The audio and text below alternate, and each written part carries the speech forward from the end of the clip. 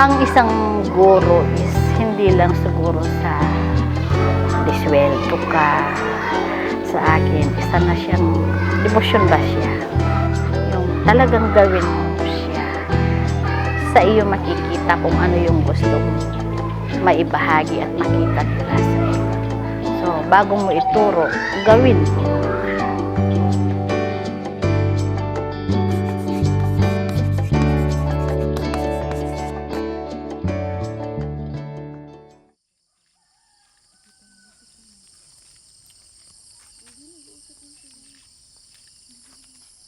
Gabi pa lamang ay naghahanda na si Teacher Jenny ng kanyang mga gagamitin para sa ilang araw niyang pananatili sa Sitio Tarukan, Capas, Tarlac upang magturo sa kapwa niya Aita.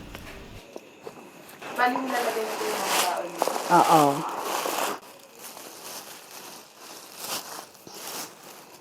Kailangan siyang gawin ng gabi pa lang kasi madaling araw. Pagkagising ko, tayo agad. Basta panahon ng tag-ulan, ugali ko na yung naka-plastic ang lahat ng gamit ko. Ito po yung laptop ko. Di baling mabasa po yung katawan ko, wag lang yung laptop.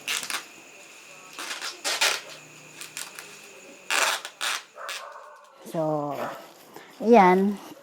Handa ng matulog para bukas pagkagising.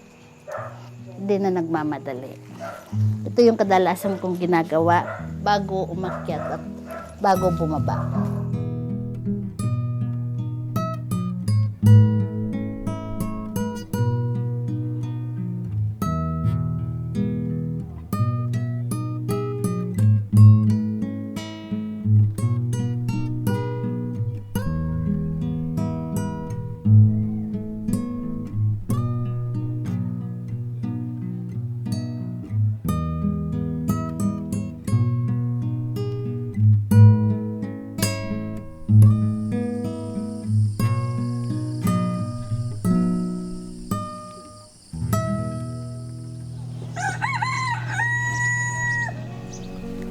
Bago pa man sumilay ang liwanag,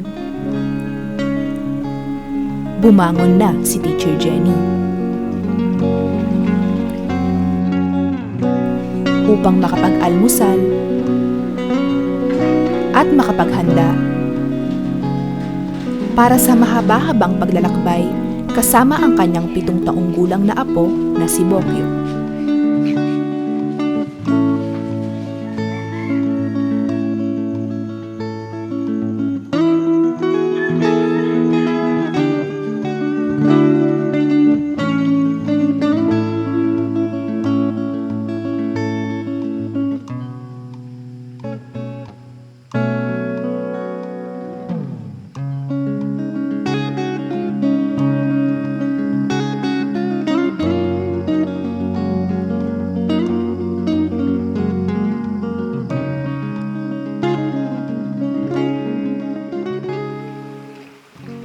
Maliwanag na nga nang marating namin ang pinakaunang ilog na kailangan naming suungin. Mga ilang kilometro po yung lalakarin bago kayo makapunta? Bali, 15 kilometers siya mula dito hanggang Tarukan. May 3 o 4 na oras pa ang kailangang ilaan upang tuluyang marating ang Sitio Tarukan. Kasama na rito ang pagtawid sa 3 ilog at ang paglalakad sa malawak na bakas ng lahar. Mga ilang kilometro pa po natitira? Ano pa siguro? Mga 14 pa.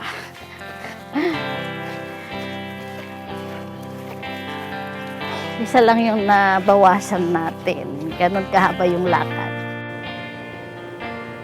Pag tag-ulan lang naman kami, hindi pa papasukin ng barangay. Yung alam nilang delikado, gano'n, yung malalim ng ilog.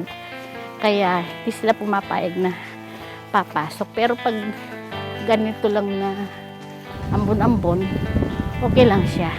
Alam na nila, yung pag-alis namin, pag malakas ang ulan, alam na ninyo yung mangyari. Hindi kami makakapasok, sabi. So, ang gagawin yung mga assignment, ganun.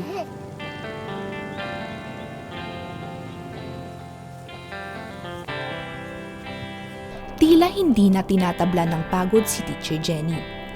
Marahil ito'y dulot ng kanyang lingguang pag-akyat, makapagturo lamang sa mga batang naghihintay sa kanya sa itaas ng bundok.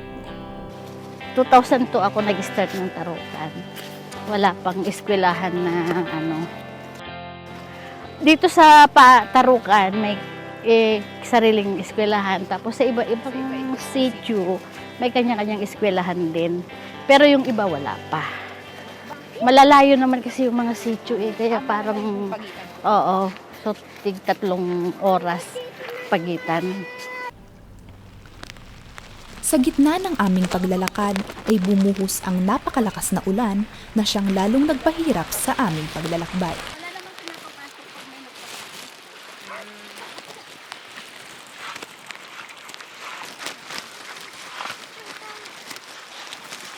Ano lang, kailangan ko lang gawin kasi unang-una, walang may gusto kasing umakyat na mga teachers, mga aplikante, ganun pag may bumababa. So, kailangan kong ipakita na talagang kaya ko, maski mahirap, kakayanin. At least, nandun lang ako sa kanila. Kaya lang pag, halimbawa yan, malakas ang ulan, baka biglang dumating yung ilog, baka malunod ako. Tapos, lalo na kasama ko yung bata, kaya, yun, kailang yan. Makakarating din. Dito ka, dali! Wag kang... Dalian mo. O, bagal, parang matanda. O, kaya nga, kasi kailang paspasan mo para bibilis din ako maglakad. Kasabay ang malakas na ihip ng hangin, patuloy lang ang aming paglalakad upang marating ang munting sitio. Oh, tsinelas ka na. Ayaw magtsinelas. Oh, dali. Masakit yung pa ako Naapakan ko yung batong matulis.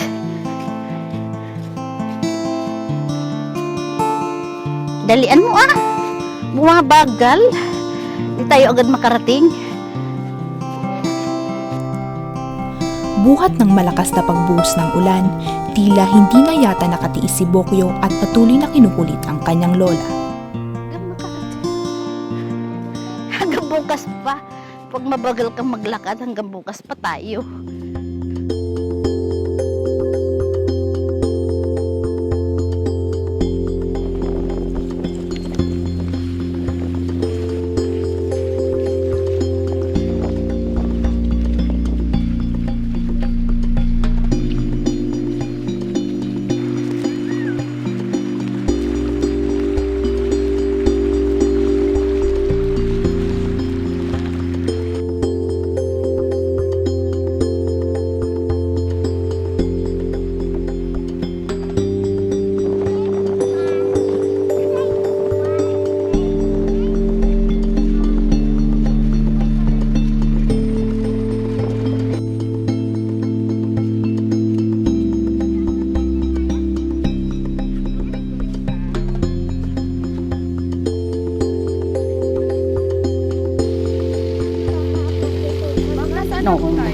Nandito na tayo sa paanan na ng tarukan.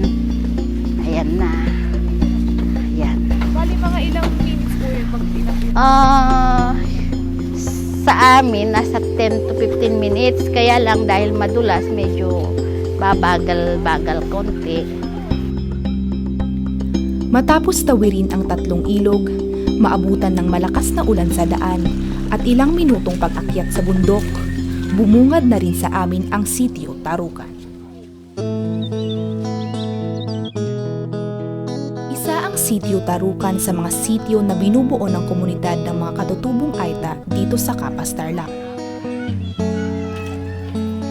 Ang bahay na ito ang nagsisilbing tahanan ni Teacher Jenny para sa ilang araw na pananatili niya rito sa sitio Tarukan. Ito na po yung bahay namin. Ayun.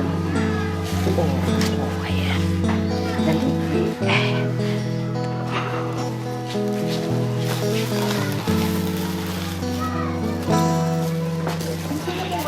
Mga teachers kasama ko. Tapos may kasama kaming mga bata, yung galing sa ibang sitio.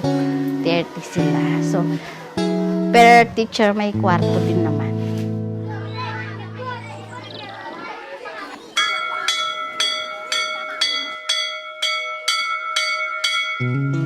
1991 nang pumutok ang bulkang Pinatubo. Maraming lugar ang naapektuhan kasama na ang tirahan ng mga katutubong Aita. At isa na rito si Teacher Jenny. Sila ay dinala sa isang resettlement area na tumagal ng halos 11 taon. At dahil hindi sila sanay sa bagong tirahan, bumalik sila sa dating tahanan katulad ng mga taga-sitio Tarukan. Nag-request sila na kailangan nila yung teacher. Yung sila Tatay Lito, yung Aita leader, si Tatay Jerry, pumunta sa mga madre sa College of the Holy Spirit, Tarlac. Nakiusap na sana tulungan silang magkaroon ng sariling paaralan na parang pangkatutubo lang, para lang sa katutubo. Kaya lang, sabi niya, gusto namin yung teacher namin, yung kaparehas din namin Aita. Sabi nung madre, Sister Marian Herrera, may kakilala ba kayo? So, yun, kinausap ako, handa ka bang bumalik sa Tarukan? Yun, kasama ko silang nangarap.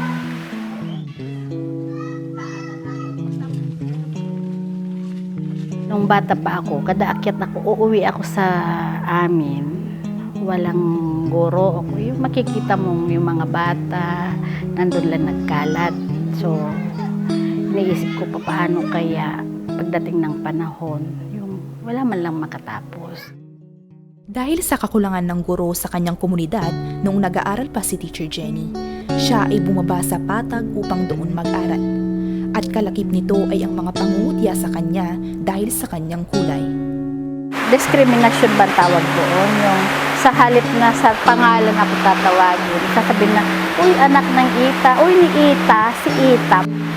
Ang sakit tanggapin, pero kailangan tanggapin. Yun lagi sinasabi ng mga kapatid ni nanay ko na, tanggapin mo lang. Kasi yun yung totoo, na anak ka ng Ita, pero hindi masakit yun. Gawin mong dahilan o puhunan para umangat ka. Para pagdating ng panahon, makikita nilang maski itak ka, makakatapos ka at kikilalanin ka rin. Tulad ng sinabi ni Teacher Jenny, ginamit niyang inspirasyon ang mga panglalait sa kanya upang makapagtapos. At noon ngang 1987, natapos niya ang kursong Bachelor of Elementary Education sa Tarlac College of Technology, na mas kilala na ngayon bilang Tarlac State University. At simula noon, nakapagturo na siya sa kapwa niya Aita. Ngunit bilang isang guro, kinakailangang maipasa ni Teacher Jenny ang Licensure Examination for Teachers or LET, dahil isa ito sa mga requirement na hinahanap ng Department of Education.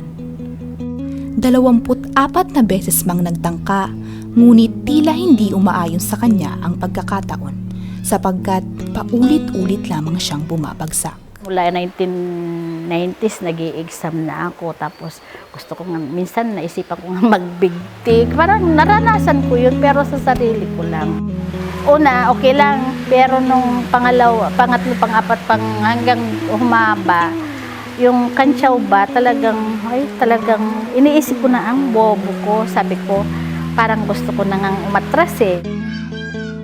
Siguro, naisipan ko na rin kasi, hiya na rin kasi ako eh. Pero nung nawarningan na ako, talagang tatanggalin na sa trabaho. So, kailangan ko na siyang ipasa. Noong March 2016, muling nagbakasakali si Teacher Jenny sa pagkuha ng exam. Inisip ko pa rin yung paano yung mga anak ko, paano yung mga kalahi kong halos ayaw mag-aral kasi. Yan nga yung kung paano ako tinrato.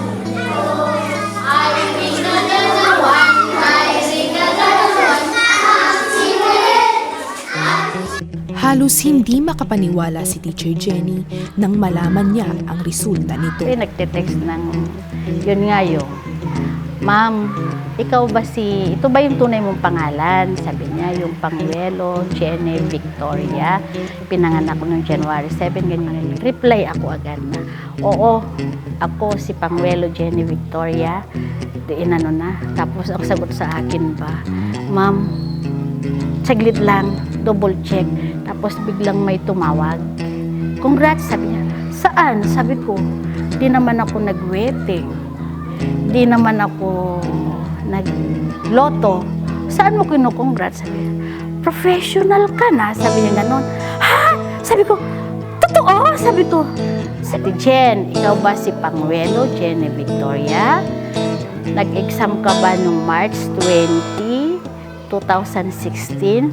"Oo," sabi ko, "Ako nga." "O di professional ka na." Sabi niya, "Ay, totoo ba yun?" Yung talagang talon iyak. 25 times na nag-take ng exam, hindi ko kinahihiya. Pero professional na ako.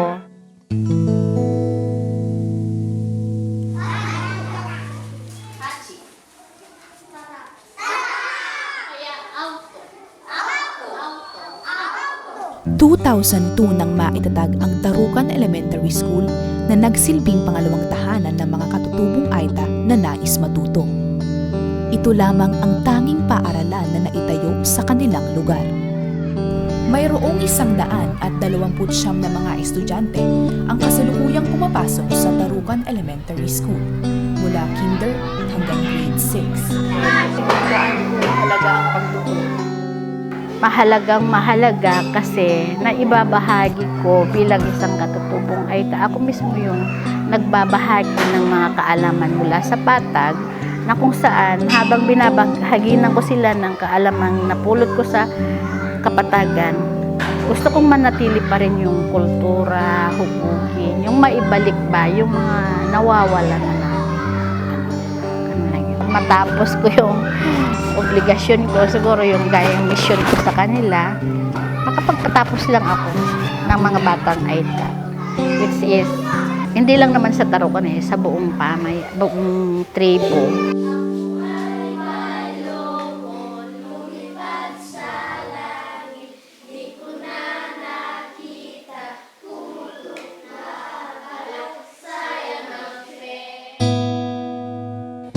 Dahil hindi masyadong binibigyang pansin ang edukasyon sa komunidad ng Sitio Tarukan, karamihan sa mga mag-aaral ng Tarukan Elementary School ay huli na nang magsimulang mag-aral.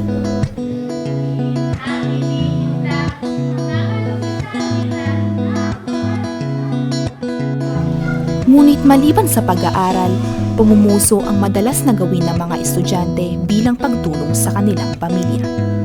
At dahil ito rin ay nagsisilbing parte na ng kanilang kultura.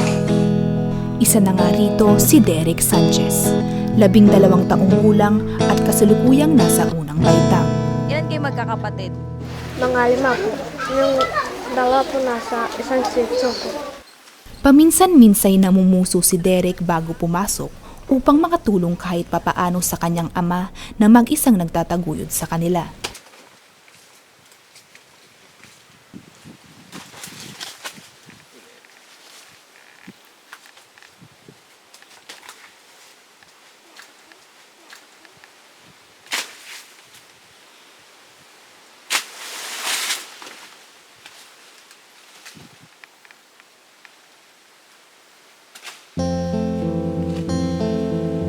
Sa 20 piraso ng puso ng saging ay kumikita lamang si Derek ng 25 piso. At kapag sinuwerte, kumikita siya ng mula 100 hanggang 200 piso sa isang araw.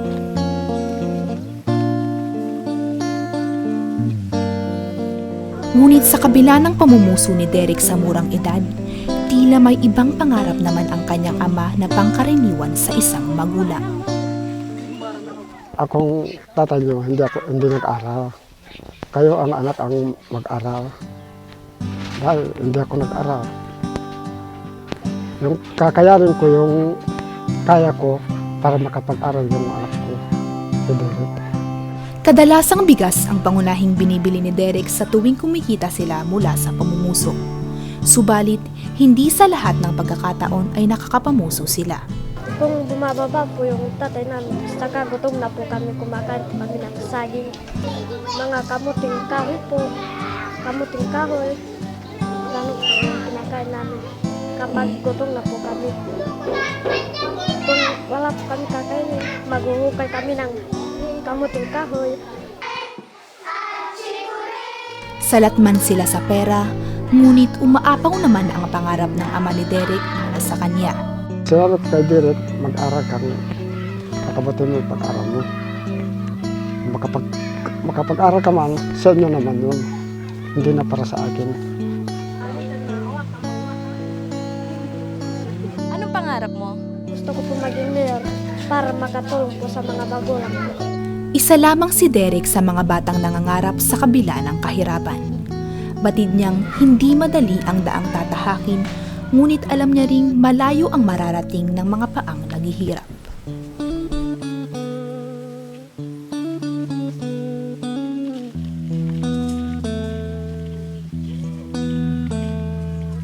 Bukod sa pagiging guro ng mababang paaralan, hangad din ni Teacher Jenny ang maginhawang pamumuhay ng mga kapwa niya katutubo. Problema namin yung pagbaba, lalo na pag may mga contest kami. Yung mga bata kailangan maglakad talaga.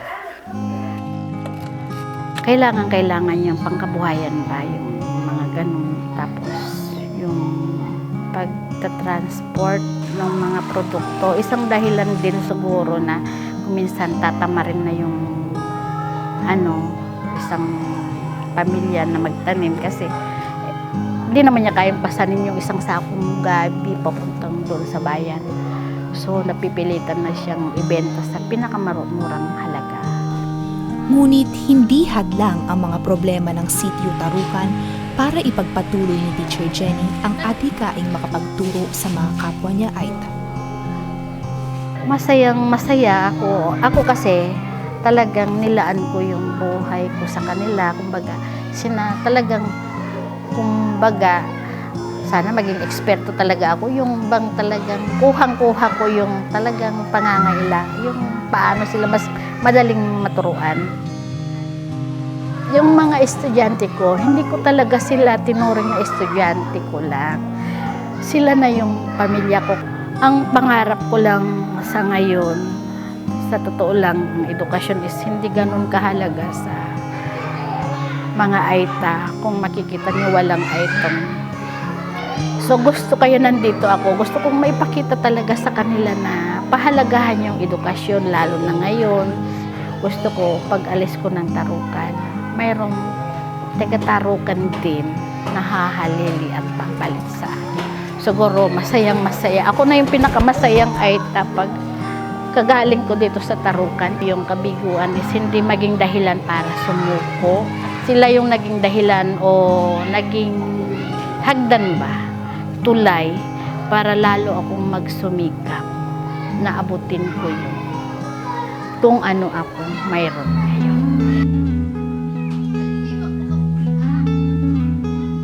Sa lahat ng mga bata, kabataan, hindi lang dito sa Tarukan, sa lahat ng mga katutubong Aita, maging Abelen, Mag-Anchi o Hungay, huwag nating tingnan kung paano tayo tingnan ng iba na sabihin Aita. Siguro gawin nating maging inspirasyon para abutin yung mga katagumpayan. Huwag nating tingnan yung mga kabiguan, kahirapan.